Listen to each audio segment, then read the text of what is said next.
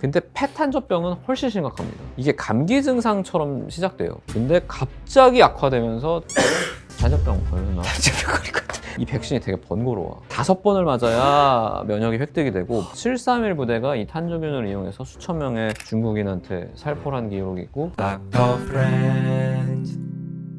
안녕하세요, 닥터 프렌즈입니다. 오늘 돌아온 의학의 역사. 혹시 탄저병 알고 계시나요? 최악의 생화학 테러. 흰색 가루가 오면 큰일 난다. 근데 탄저병이 정확히 어떻게 되는 그런 건지 알아요? 감염이 되면 뭔 증상을 일으키고 어떻게 되고? 실제로 탄저병을 접할 일은 별로 접할 일은 없으니까. 없었죠. 네. 저도 이름만 들어본 거예요. 그리고 아까 말씀하셨듯이 뭐 봉투에 흰 가루가 있으면은 네. 뭐 조심해라 이 정도 뉴스를 봤던 기억이 있어가지고 저는 어렸을 때는 이게 인공적으로 만든 균인가? 이런 생각도 했었어요. 이름이 탄저균 이러니까 뭔가 군인 느낌 나잖아. 테러에 막 쓰인다고 하고. 근데 이 균을 만든다는 거는 생각보다 되게 어려운 일이라고 합니다. 이게 생물을 창조하는 거잖아 사실. 그래서 알고 보니까 탄저병이 엄청나게 역사가 깊은 병이에요. 일단 탄저병이 뭐냐? 탄저균이라고 하는 세균내에서 발병하는 인수공통 감염병입니다. 그쵸. 네. 그러니까 동물하고 사람 모두를 감염시킬 수 있어요.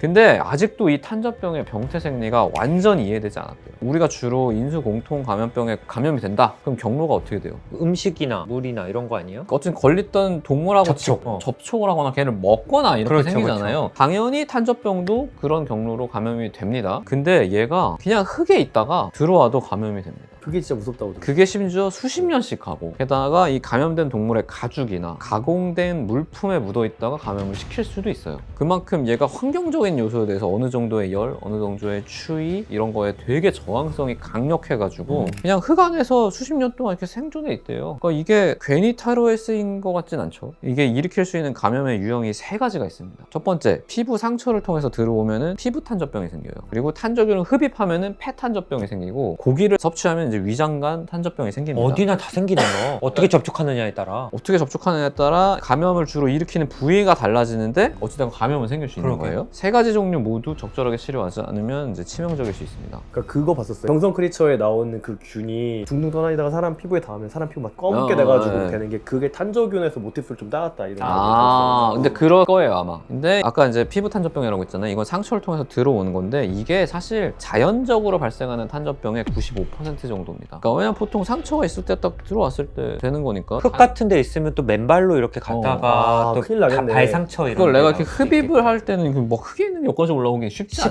않잖아요. 않네. 그리고 이제 감염을 시키려면 어찌됐건 균이 하나 들어온다고 되는 거 아니고 여러 개가 들어와야 될 텐데. 그걸 그래서 먹기도 쉽지가 않네요. 먹기도 쉽지 않죠. 이 피부 탄저병은 주로 노출이 돼 있는 부위, 머리, 얼굴, 목, 팔다리 이쪽에서 당연히 감염이 되는데, 감염이 시작되면은 1일에서 5일 후에 이제 작고 통증이 없는 반점이 생기다가 얘가 수포가 형성이 되고 파열이 되면 괴사가 된대요. 대개 90% 정도는 합병증이 없이 살아나지만 10%에서는 합병증이 발생할 수 있고, 여기까지 갔으면 사망할 확률이 꽤 있습니다. 하지만 피부 탄저병은 그렇게까지 막 치사율이 높은 건 아니에요. 근데 폐탄저병은 훨씬 심각합니다. 이게 감기 증상처럼 시작돼요. 근데 갑자기 악화되면서 청색증 생기고 흉막 삼출 생기고, 그러니까 이쪽 안으로 물이 차면서 종격동이라고 해서 가슴 가운데 있는 부위가 있거든. 심장도 여기 있고 뭐 대동맥도 여기로 지나는데 여기가 확 출혈이 발생하면서 24시간 내에 대부분 사망하는데, 여기까지 이제 진행할 때 빨리 치료를 해야 되는 거예요. 그래서 폐탄저병은 치료하지 않으면은 90%가 사망합니다. 치료를 해도 10%는 사망할 수 있어요. 그러면 이렇게 봉투에 흰 가루 이거는 폐탄저병을 유발하는 그쵸. 거죠? 그래서 폐탄저병은 대부분 테러에 의해서 발생하는 겁니다. 이제 위장관 탄저병은 죽은 동물의 사체를 먹어서 발생하는 건데, 사실은 탄저병에 걸린 동물이 피부 탄저병에 걸려서 사망했기 때문에 괴사가 돼 있고 막 그래요. 이거를 사람이 먹기는 어렵습니다. 그래서 사람한테 발생하는 경우는 거의 없고, 다른 동물들, 날짐승 같은 애들이 먹고 이제 생길 수 있는 거예요. 그래서 위장관 탄저병은 뭐 사람한테 생긴 사례가 거의 케이스 리포트 되는 정도? 그러면 이 탄저병 얼마나 오래됐을까?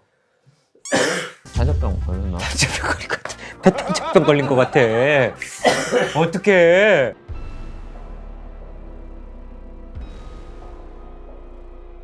물론 오래전부터 있었지만 기록을 남기는 애들은 왠지 이집트일 것 이집트 같아요. 나왔습니다. 네. 네. 이집트보다 더 고대 문명? 이집트보다 더 고대 문명 어디 있어요? 상상의 문명이에요. 이집트 정도로 합시다. 또 이집트? 당연히 이집트에서 흔적을 찾아볼 수 있고 메소포타미아 문명에서도 찾아볼 수 있습니다. 인류 역사랑 함께한 질환이라고 보면 되고, 성경에도 이 탄저병을 묘사했다는 장면이 나옵니다. 모세의 이야기인데, 모세가 이집트에서 유대 민족을 빼내기 위해서 이제 협상을 하잖아요, 파라오랑. 근데 파라오가 데리고 가라 그랬다가 싫어. 그럼 이제 첫 번째 재앙 내리고 싫어. 싫어. 그래서 계속 재앙이 내려서 10가지 재앙이 내리잖아. 맞아. 그 중에 5번째 재앙이 가축 돌림병인데 말, 소, 낙타, 양 같이 이게 발굽이 있는 동물들한테 주로 맞아. 발생합니다. 그걸로 미뤄볼 때 탄저병인 것 같다라는 의견이 있습니다. 발굽이 있는 동물한테 잘 생기기 때문에 탄저병이. 그리고 이제 고대 그리스나 로마에서도 탄저병에 대해서 알고 있었어요. 근데 사람은 다른 질환으로 사망할 가능성이 너무 높아. 그리고 동물도 다른 원인으로 사망할 가능성이 너무 높고, 기본적으로 발굽 달린 동물들이 대형 동물입니다. 그러니까 얘네들을 키우기 위해서는 넓은 공간이 필요해요. 그러니까 그리스나 로마에서 도시에서 키우기는 어려워. 시골. 그러니까 외곽에서 키워야 되는데 이런 데는 당연히 밀집 지역이 아니었겠죠. 사실 보건의학적인 문제를 빈번하게 일으키진 않았던 것으로 보여요. 그리고 탄저병은 사람과 사람 간의 감염을 일으키진 않습니다. 그래서 사람한테서는 크게 막 두려움이 있는 질환은 아니었는데 동물들 사이에서는 감염이 꽤 잘 번지는 편이어가지고 이거에 대한 기록들이 있어요. 로마에 이제 시가 있거든요. 시. 그 시 구절을 보면은 한때 그곳에서 끔찍한 전염병이 생겨나 가을에 따뜻한 시기에 맹위를 떨쳤고 온갖 종류의 동물을 죽였다. 이런 문구가 있는데 이게 이제 탄저병인 것으로 추정이 되고 있습니다. 다행히 사람에 대해서는 막 대규모 농장이 시작하기 전까지는 괜찮았어요. 근데 이제 18세기 정도 되면은 미국 루이지애나나 이런 남부 지방에 노예를 동원한 농장도 생기지만 목장도 들어서기 시작합니다.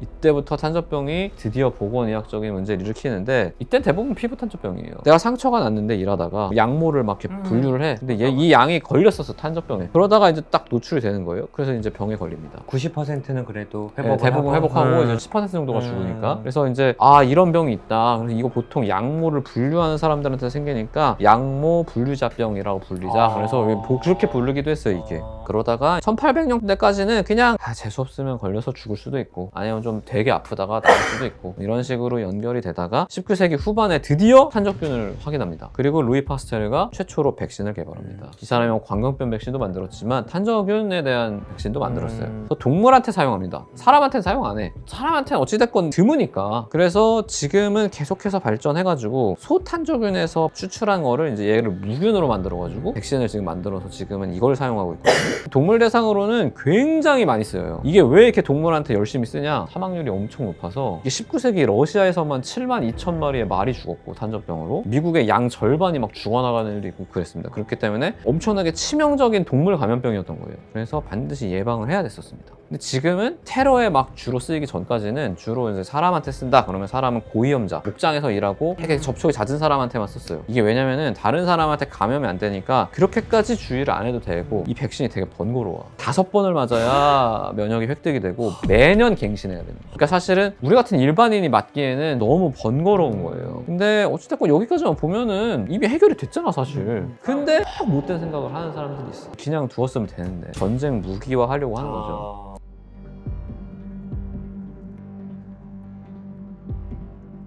그리고 제가 찾아보니까 생물학적 테러에 쓰일만한지 안 한지 보는 기준이 있어요. 일단 구하기 쉬워야 됩니다. 근데 탄저균은 흙에 있어요. 그냥 목장 같은 데 가가지고 흙 파갖고 거기서 하면 나와요, 탄저균이. 와. 그리고 얘가 배양도 잘 돼. 그래서 생산하는 데 있어서 되게 쌉니다. 한 1000개의 감염인자를 만드는데 $50 정도면 된대. 근데 이게 2015년 자료니까 뭐 지금 조금 더 비싸졌을 수 있지만 그래봤자 크게 비싼 건 아니죠. 그리고 이걸 하는데 그럼 기술 수준이 많이 필요하냐? 그것도 아닙니다. 그리고 안정성이 있냐? 수십 년간 흙에 놔둬도 변하지 않죠. 퍼뜨리기에 용이하냐? 얘가 워낙 안정적이니까 균을 넣고 기압 분무기로 뿌려도 되고 살포를 해도 되고, 아니면 뭐 폭탄 같은 때 넣어서 탁 터뜨리면 쫙 가겠죠? 그러면 감염된 사람한테 50% 이상의 사망률을 꾀할 수 있는 양이 얼마냐? 되게 적어요. 이게 굉장히 유리한 거죠. 게다가 증상이 초반에는 이게 감기인지 독감인지 몰라요. 그러다가 악화되기 시작하면 확 악화가 돼서 죽어버리는데 초기 치료 안 하면 위험할 수 있으니까 우리가 인지를 하지 못한 상황에서 당하면 치명적이에요. 치명적인 거예요. 게다가 임상 증상이 이런 데서 이제 피가 나면서 객혈하면서 사망하기 때문에 되게 끔찍해. 그래서 사회적인 동요를 일으킬 수 있고, 이걸 치료하려면 어찌됐건 제대로 된 중환자실 가동할 수 있는 병원에서 치료해야 되니까 의료 시스템에 마비를 끼할 수 있죠. 게다가 균을 한번 뿌려두면은 이게 계속 거기 살아있는 애니까 닦아내지 않으면 계속 걸리는 거야. 그러니까 경제적인 타격까지 입힐 수 있어. 거기 못 쓰는 땅이 되네.